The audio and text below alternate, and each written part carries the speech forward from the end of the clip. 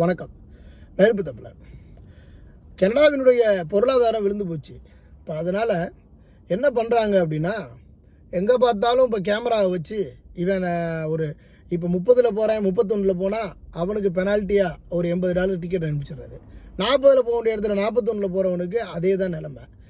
அதுக்கப்புறம் எங்கே பார்த்தாலும் வாகனத்தை எங்கேயாவது வீட்டில் நிறுத்தியிருந்தால் கூட அதுக்கும் டிக்கெட் வச்சு போயிடுறானுங்க.